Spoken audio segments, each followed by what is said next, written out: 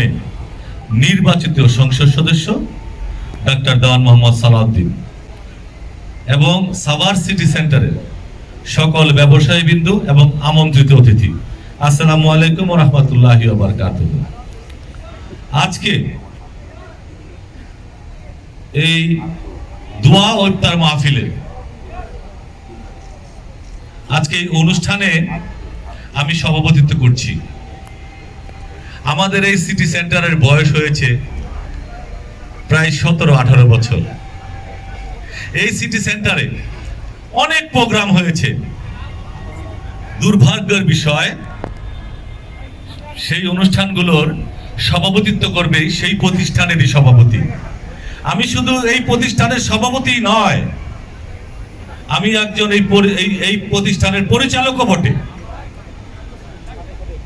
আমি কোনোদিন এই মার্কেটের কোনো অনুষ্ঠানে সভাপতিত্ব করতে পারি নাই। হয়তোবা আমার মনের মতো প্রধান অতিথি হয় নাই বিধায় আমি সভাপতিত্ব করি নাই, নতুবা আমাকে তারা সভাপতিত্ব করতেই দেয় নাই। তাই আজকে আমি আমার মনের মতো প্রধান অতিথি পেয়ে আমি আজকে এই অনুষ্ঠানে সভাপতিত্ব করতে পেরে নিজেকে গর্বিত বোধ মনে করছি। তাই আজকে অনেক কথা বলার ছিল, অনেক দুঃখ কষ্ট মনে জমেছিল।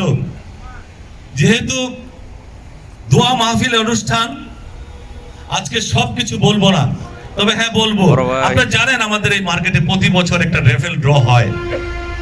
সেখানে অনুষ্ঠানে প্রায় 10-12 হাজার লোক হয়। দুর্ভাগ্যের বিষয়, ওই স্টেজে আমার জন্য কখনো একটি চেয়ার হয় নাই, অথচ আমি এই প্রতিষ্ঠানের পরিচালক এবং প্রধান অতিথি সভাপতি।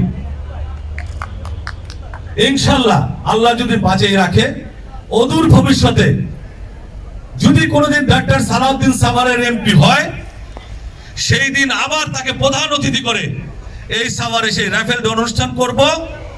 আপনারা সবাই দেখবেন সেই জমকাল অনুষ্ঠানে। অগ্রিম শুভেচ্ছা এবং অগ্রিম দাওয়াত দিয়ে রাখলাম আপনাদেরকে। আমাদের মাঝে